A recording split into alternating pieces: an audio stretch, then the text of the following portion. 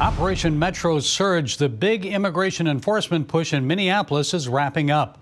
But anti-deportation efforts are still going strong in the land of 10,000 lakes. This time, it's college students taking the lead on the legal front. Law students at the University of Minnesota are now getting firsthand experience defending illegal immigrants from ICE detention and deportation. And yes, it's all funded by taxpayers. Here with more is campus reform reporter Emily Sturge. So, Emily, U.S. voters elected President Donald Trump to remove illegal immigrants from the country. ICE is using taxpayer dollars to do that. At the same time, law students are using tax dollars to keep them here. Explain the school's detainee rights clinic.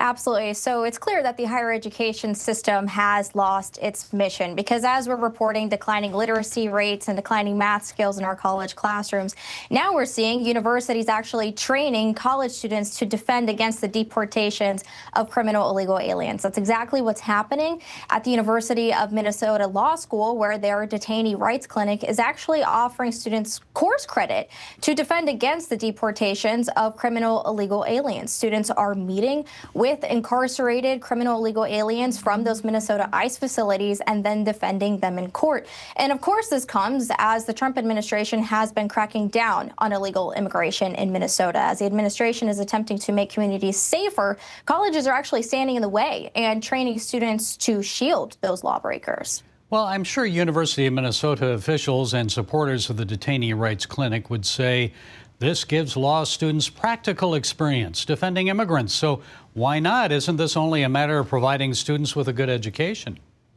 I mean, it fits right into the anti-ICE campaign that we are seeing across college campuses. And this isn't just at one university. As a reporter for the Leadership Institute's Campus Reform, I've also reported that Tulane University's law school has a very similar program there. It's the same exact concept. The law school is teaching students to defend those criminals in that court system held in those ICE facilities there. But then further than that, more shockingly, I actually uncovered that in the state of California, the California State University system, which is made up of 23 campuses there, has spent over $42 million in taxpayer dollars to provide free legal services to illegal alien students, illegal alien faculty members, and family members. And you know what? That's a slap in the face to American taxpayers. That's $42 million that could have been spent on American students and American priorities, but colleges are using taxpayer dollars, whether it's state or federal, instead to protect lawbreakers and shield them and then even provide them with further resources. So you've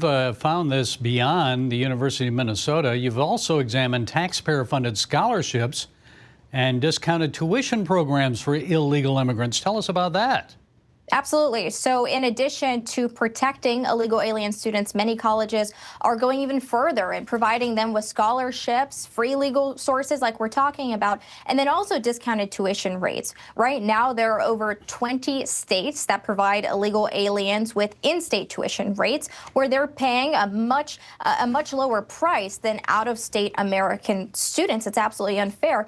And then also colleges are providing scholarships to illegal aliens. For example, I uncovered that at the University of Michigan, I went through records, financial records, and found that the University of Michigan spent over $100,000 just last year on scholarships for illegal aliens. Once again, that's $100,000 that could have gone to American students. And what we're seeing is this really devastating trend where American students are facing sky-high tuition rates and having to take out student loans, whereas then we see taxpayer dollars going to fund resources, legal services, and scholarships for illegal aliens. It should be the opposite.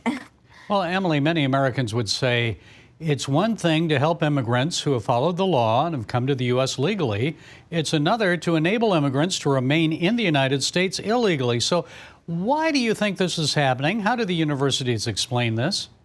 I mean, this once again, it goes back to the anti-ICE campaign and that rhetoric that is so prevalent throughout university classrooms. I mean, we talked about the University of Minnesota Law School and Tulane University Law School teaching their law students, training them to defend against the deportations of criminal illegal aliens, but it's also happening in undergraduate classrooms, undergraduate classrooms also are training students that it's okay to obstruct federal law enforcement. At UC Berkeley, for example, there's a course there that's teaching students that we should abolish ICE, calling ICE a racist deportation force. And that rhetoric in our university classrooms is actually fueling the violence that we are seeing and the protests that we are seeing against ICE. It's very dangerous for everybody all around. How bad is it? How extensive?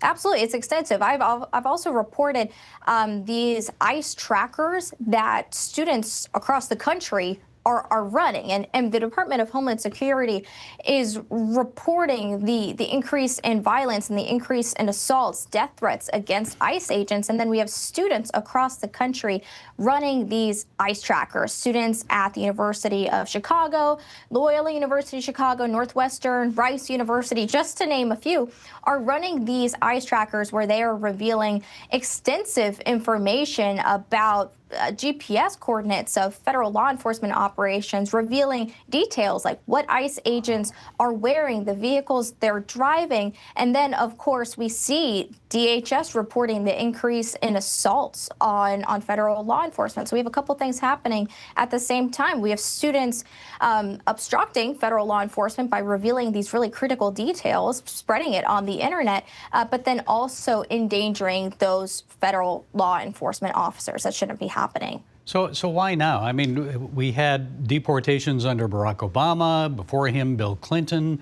Why is it such a big deal now and all of this on campus now? Absolutely. And, you know, we've seen over 50 campuses at this point across the country. I mean, I've reported California State University system, University of California system, Harvard, Boston universities.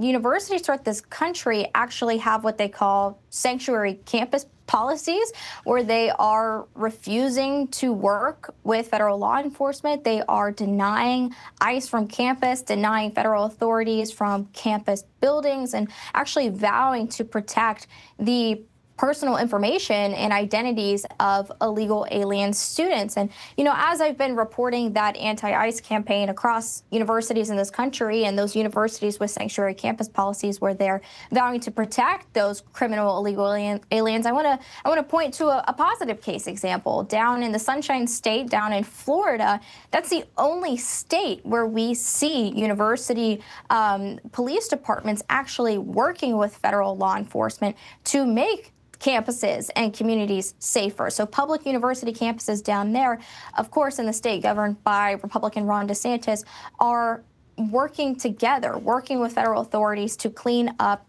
communities and make our campuses safer. That's what students and university administrations should be advocating for. But unfortunately, that's just not a national trend that we're seeing right now, but we should be. Okay, well, we appreciate you staying on top of this. Campus reform reporter Emily Sturge, thank you for joining us. We appreciate it. Thank you so much for having me.